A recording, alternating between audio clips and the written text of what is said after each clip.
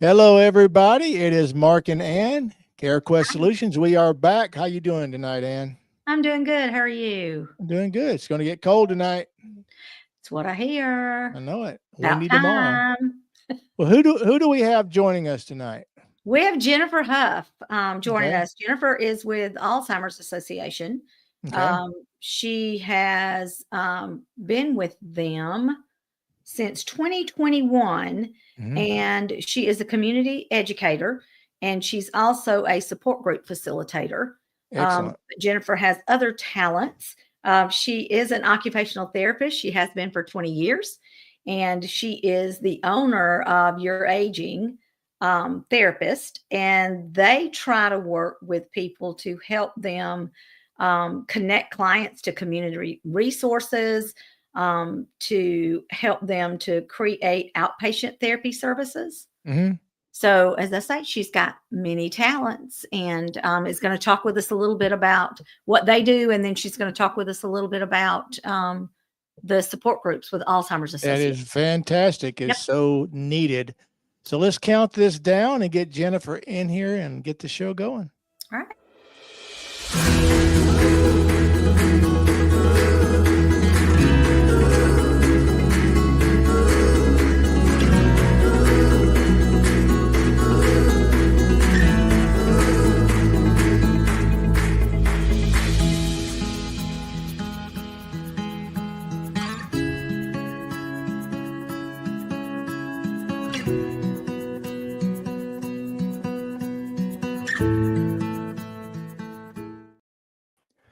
Well, hello, Jennifer. Welcome to the show. Hi, how are y'all? Good. All right. How are you? Somebody's lying. She said you've been doing this 20 years. You don't look old enough to have been doing something like this 20 years. I know.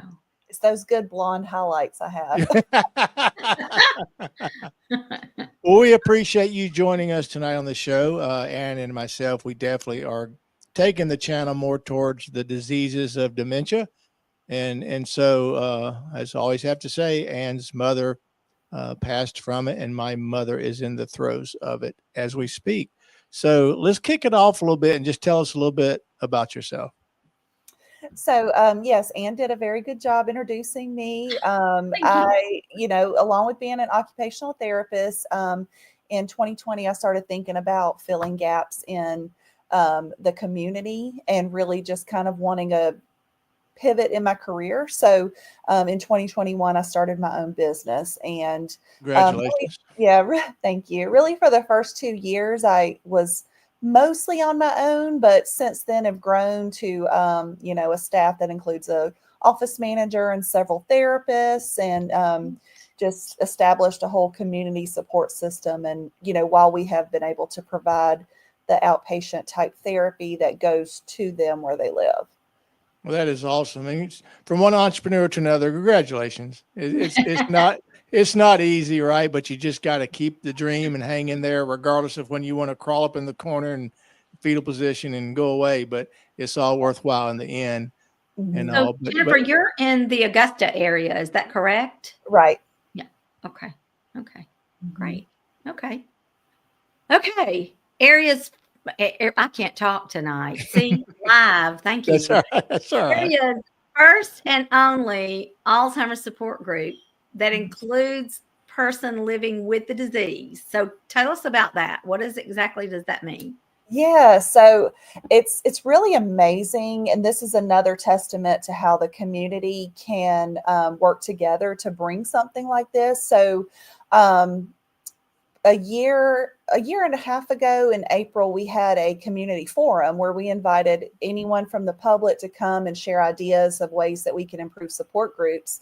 And we had this one couple, and the man was like, you're really missing half of, the issue here is we Mhm. don't have anything that includes the person living with the disease, and that's really what we're personally looking for, and we think others will too. So from that birth, the first early stage Alzheimer's support group. So it officially started June of last year, May to June of last year, Okay. and so it's just been a really wonderful thing. And so we really try to get the word out about how to um, be a part of that and get Mhm. involved. Okay. Excellent. Hey, you've got a shout out from your sister. She said you're doing awesome. That's your sister because I don't have one. Yeah, it's Jennifer's Oh, sister. That's oh, Jennifer's sister. I don't have one. So yeah. oh, okay. Yeah, I you don't had have a sister either. I don't know. it said that's my sister. Maybe it's just a good friend that you Right. like sisters with. There you go. There we go. There you go. I just Okay. knew it A wasn't good me. friend. And like that's my brother. Oh, Yeah. thank you. Thank Yeah. you. Why are support groups underutilized? So, matter of fact, that's an interesting question because, Ann, we had Jay on, and Ann asked Jay if when his mother and his grandmother both had Alzheimer's, no dementia, and asked if he went to any support groups, and he did not really know any were available. So, looking back, he wished he did. But talk a little bit more about why you think that the groups are underutilized. Oh, it's Brent, your brother. Sorry. Oh, my brother. Oh, yeah, I do have a brother. So yes. Well, I think there's a mix of reasons. Obviously people may not know about it. So we're really working to try to get education, particularly with the neurology teams that, when they're given packets of information and they're given that diagnosis, that we already have something in there that tells of all the support groups. I actually was talking to a lady today, and she just found out that her husband, is going through it. And so I brought up the early stage support group. Well, I actually lost a child years ago. And she's like, everybody told me I needed to go to a support group, but I just didn't really want to. I didn't want to hear about other people's things at the time. I wanted to keep it all to myself and just go through it myself. And so there's various reasons, but I do think we want to think that we're very strong, and you don't want to really be vulnerable amongst a crowd. So, but if we could just get people there, even if they just listen in, we have found that, they really enjoy it and really want to. I just can't imagine that people wouldn't. And I guess it's because, I've been in the nursing home world for, I don't know, 27, 28 years, something like that. And so that's all I've ever done and been around that so much. And so the Alzheimer's Association has always been a part of what, we tried to participate in. And of course, being around in the dementia and Alzheimer's world all the time. So to me, it's a no-brainer to tell people support is with the Alzheimer's Association, and you can get support there, and you can get into groups, and they have education. But the guy that Mark was talking about that was on the show with us the other night, he was even saying that he kind of did his own research, and that's one thing that in our podcast and what CareQuest does altogether, really, and especially our podcast, is trying to get people to understand that they're not alone. Right. It's not a journey that you can take by yourself. You shouldn't, you really shouldn't take it by yourself. You should reach out to people, and there are resources there. Yeah. Well, just Jennifer Susie Tate had mentioned that there are a couple that attends the early stage group, and that you're always open and great facilitator. And if they have a question, if you don't, basically you're going to find the answer for it, which is awesome. But I think that I can sort of get why some people wouldn't want to go, because you're already overwhelmed with dealing with it. You almost wish it wasn't happening. So you almost kind of want to mentally, psychologically excuse it away and not be reminded by going around a lot of the people. But I always say, know what you're saying no to. At least give it a try. At least go to one.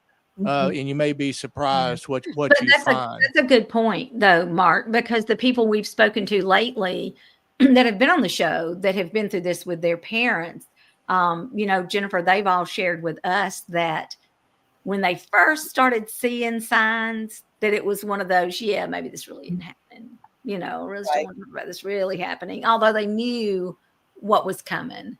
So I guess that makes sense that people do that. So, but you can do all the research and look up like what's going to happen. And, it's so, you just really never know. And I think one of the things we found in the support groups, because before the early stage, I was involved with just the care support, care partner or Mhm. caregiver support groups. And what we would do in there is just really problem solve. A lot of times they would share, like, my mom or my dad's been having this behavior or doing this thing, and sharing, what has worked for them. And so we share tips and tricks of what they can try. Well, Right. you can't state that enough, and I think that that goes along with heavily suggesting anyone that may be resistant or even thinking about going is to go, because you do learn things and you learn what to say and what not to say. Because Mhm. sometimes if you say the wrong things or react in the wrong way, you're actually making the situation worse when you could have avoided it being worse just by Right. knowing how to Yeah. say things, how to compartmentalize your emotions when something is said, like your loved one says something that's so out of characteristic from them, and you're like, where did that come from, right? So Mhm. just understanding the disease itself. Yeah. Yeah. Right. So talk about the role of, you're an occupational therapist. Mhm. So talk about which I started school as an OT and I never did finish it. But anyway, a Oh, whole yeah. different, yeah, whole different life and all that stuff. Right. But talk about the role of an OT in Alzheimer's care and what role y'all play in that.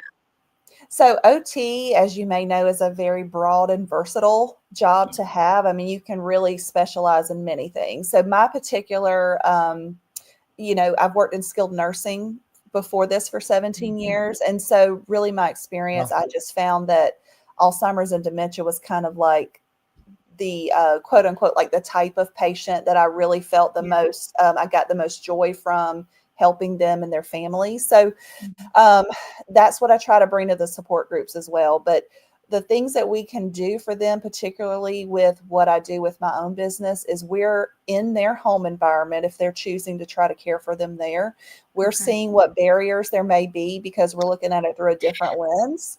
Mm. And we can maybe talk about like safety features, Yes. learning their behaviors. If they are someone that's starting to wander, what can we do to kind of offset that?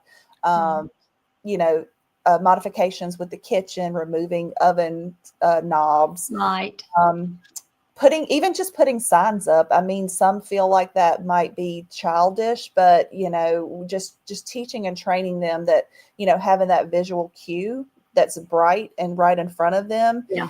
it's just what they need in this moment to stop them from trying to go out. And that Yeah. is so important.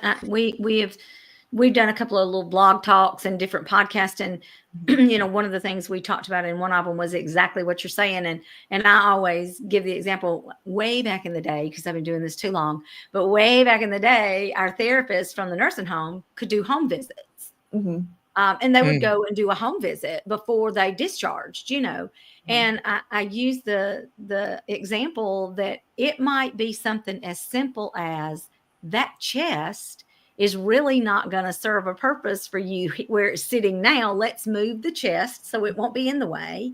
I mean, I can tell you my mom being at home, even just with home health, it was what she was years ago with that, but having therapy coming into the home to be able to say, when you go into the bathroom, you hold here, just those things can make such a difference Mhm. for anyone that's starting early stages, I would think, especially Right. because they can still follow simple commands and, that kind of Mhm. thing. But yeah, that is fantastic. I love that you do Mhm. that. I think Yeah. that's wonderful. Yeah. Yeah. That's a great service. It's so Well, needed. the next question I think is answered in the following question. So I'll ask you the question and then I'll set it up. As far as how do people find resources throughout their journey, you actually have a caregiver support book and journal, correct? That you created, and it's tips and tricks for I did. caregivers. Yeah. So that would really be part of the answer. There you go. And There you how go. would someone find that? Your space is on. I do have it linked through my my Facebook. It's on Amazon. Like you could Google Secure Spaces, Okay. and then my name, and it's through Amazon. I'm gonna update it soon, but it really is like a caregiver. The best part of the book is not really the calendar pages where you could keep up with a schedule. It's really the pieces that are in between, because one of my favorite things that I teach everyone is creating an orientation station, because a lot of times what frustrates caregivers the most is getting asked the same thing over and over again.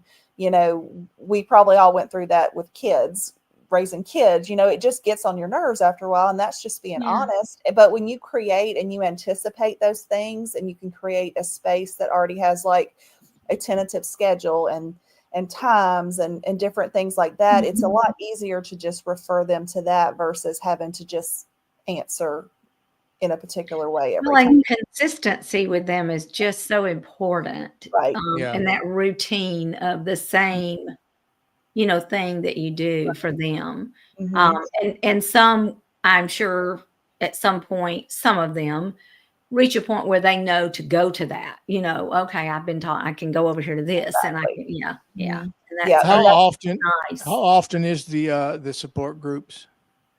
The support groups is the second, we do it the second Wednesday of every month. It's just a monthly group. Okay. And I know you guys had Alexis on, but when we have someone that's interested in it, we direct them to go through the Alzheimer's 800 number, because what they like to do is, it's not that we don't want to accept everyone, but we want to make sure that there's that screening process that they can, that they're going to be able to benefit from the group, that maybe they're not a little further advanced than what they could participate. And so once they do the screening, then they'll go ahead and say, okay, yes, that's great. Here's when the next meeting is, and go ahead and give them the location and everything. Yeah. Well, let me ask you this, if this is a part of it or not, because Dr. Paulette Lewis was on the show, and she specializes in the brain, and she has a boxing program for Parkinson patients. And I've went to a couple of these Parkinson support groups, and she invited me to come. And I actually don't really necessarily, I'll say what we do here at CareQuest, but my goal and passion is I'm kind of a mental health and spiritual advocate. So I kind of come in there and speak to not only the people that are diagnosed with Parkinson's or dementia or Alzheimer's, is also to the caregivers, and just speak to their heart. And because people are going through very difficult and challenging times, they need someone to be transparent, really say the things that a lot of people don't want to say, but they need to hear it. Right. And just encourage them to be honest with themselves. And it's okay to not be okay mentally sometimes. But if you're not careful, that's where you're taken down. And then the role of the caregiver, it's normal to have days that you're like, how did I wind up here? And you're not in the mood sometimes, but that's what I enjoy talking about. So do y'all have anybody that comes and just sort of talks from the heart like that?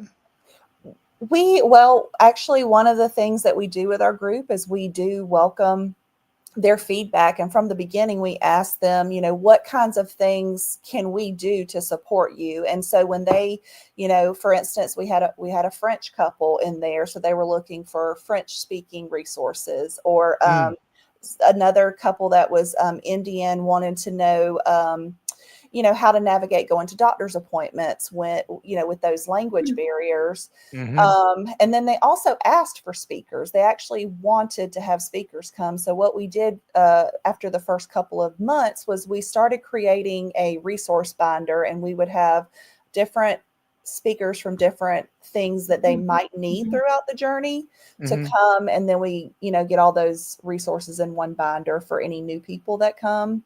And so, yes, we haven't had anybody in particular talking about mental health yet, but that's actually a great future topic. Yeah, it's needed. It really is. Because everybody, see, Shelby said, hello, Jennifer. Hi. But anyway, I was just curious about that, because it's nice to see when you start really connecting and saying things.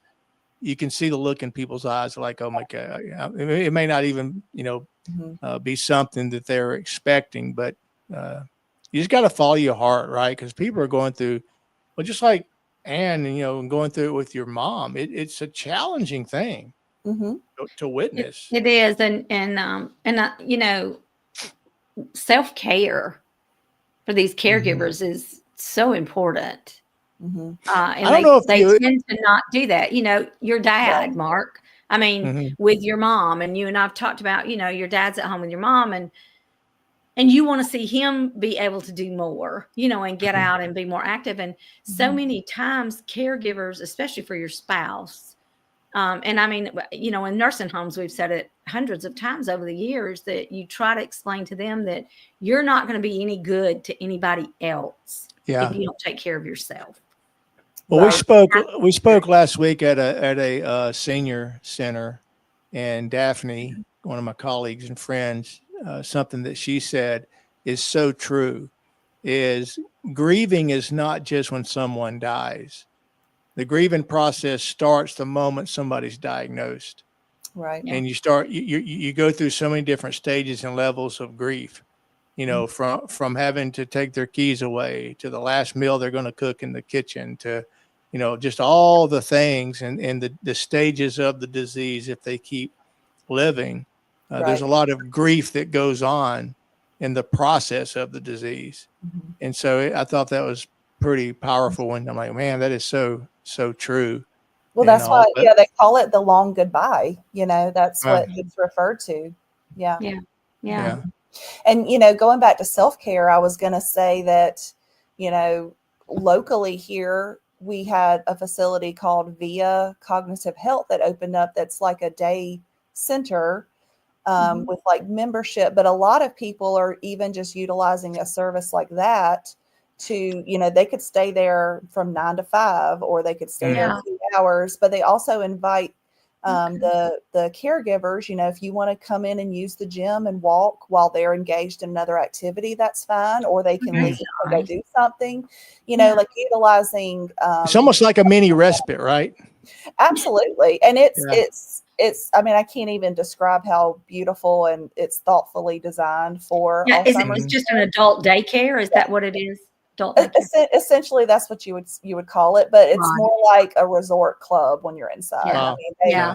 yeah, Nice. it's amazing. But that's great that they provide that Yeah. for the caregivers too. That's really awesome. So what out of all the things that you do and have your hands in, what would be the most important thing that you would want people to hear tonight?